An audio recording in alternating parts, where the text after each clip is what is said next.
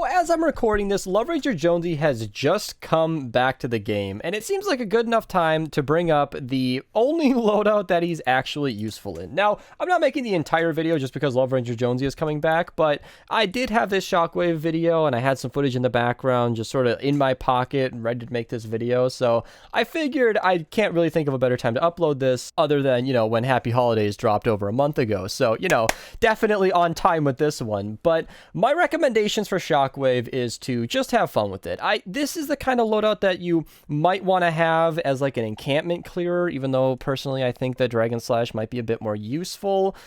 It's kind of tough because in this specific configuration, you're not very tanky. You don't exactly have a lot of armor. You don't have a ton of health. You can't really stay alive as much. That's kind of why we need Going Coconuts.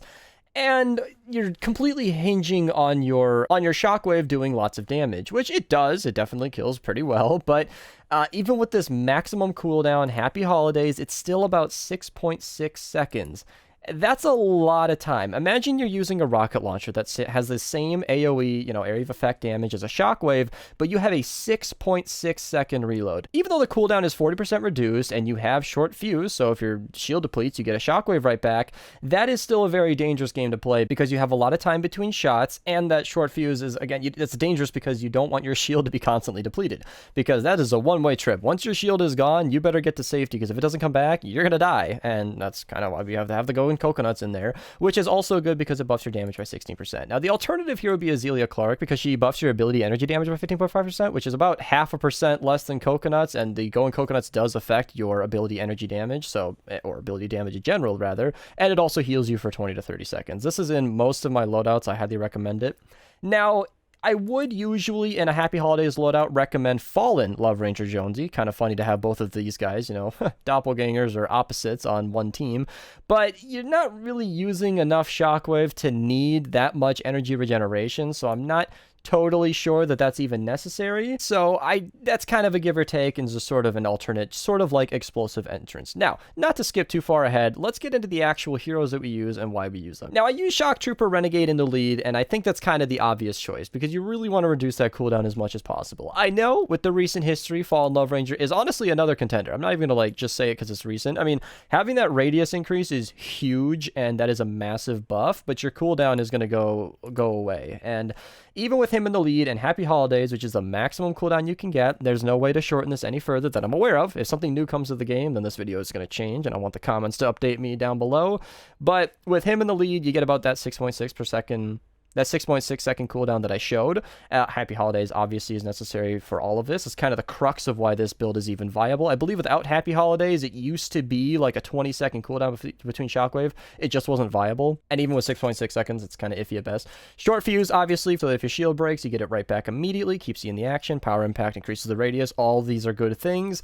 And the energy cost is, again, kind of iffy. 33% is pretty significant because I believe the Shockwave is quite expensive. Without it, it's 20. I think it becomes 30 energy if it's not. 30 energy is kind of a lot. 6.6 seconds is not enough time to restore 30 energy as far as I'm aware. And if you're using it as fast as you can, it's kind of going to go away. Especially if you're using your grenades in between, you're going to run out of energy. So the energy cost is something I have found to be somewhat useful.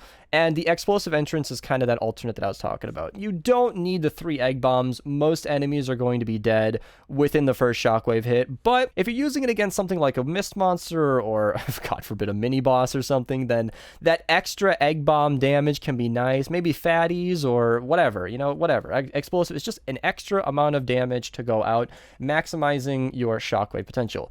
Again, all of our, oh God, I'm so sorry for this. All of our eggs are in one basket here. Shockwave is the whole point of this build and why it's kind of meant for fun. This is not something serious. That 6.6 seconds will get you killed, and without a Shockwave, you're useless. And as I always say with certain specialized builds, every time you're killing any enemy without a Shockwave, all of these are dead perks. None of these are helping you in any way. So definitely something fun to mess around with. I highly recommend checking this out. One thing I have been seeing used, I'm going to credit Tic Tac for this one because he's the only person I've ever seen this, you know, shout out to the Eat and Yeet, is if you use sub-wafers, that damage increase is kind of awesome. You might want to use her instead of Explosive Entrance. Eat some wafers and then just smash into some enemies. I don't have any gameplay of this, but it's definitely a fun way to go and just another option. So the only thing that I want to mention here that I figured I would bring up is Archetype. I think he's the only hero in the game that still buffs Shockwave that I didn't actually bring up. I have him right down here, and that's Escape Artist. That increased movement speed can be nice. It's not that big of a deal. I'll be frank, I've never even tried it, but I'm going to leave that one up to you guys. In almost every one of these Happy Holidays loadouts, there's one thing that I either don't recommend or I've never personally tried a ton of, and this is one of them. If you guys think that that movement speed is nice, then let me know, but I mean, typically a Shockwave kills everything in front of you anyway, so I mean, I don't know, just switch to a Baron. If you just switch to a Baron with 3 movement speed perks on it, you're going to get a 42% movement speed for as long as you're holding it, rather than a 40% movement speed just for 8 seconds. So I don't know that you should really be dedicating a perk to something that you can just hold in your hand, but nevertheless, I figured it was worth bringing him up because I knew the comments would mention him if I didn't. So that's my build for the Shockwave Happy Holidays loadout. I mentioned Happy Holidays because, again, the cooldown on this is pretty significant without it, and you kind of need it to make this work, and it is really something fun to use, especially if you're going to like a lower zone where the enemies aren't going to be that tough to kill, or whatever you're doing with some friends. This is definitely a fun way to play. So I hope you guys enjoyed the video. Let me know what you guys thought in the comments below. If you liked it, like the video. If you're new, hit subscribe. Thank you guys so much for watching, and have a nice day.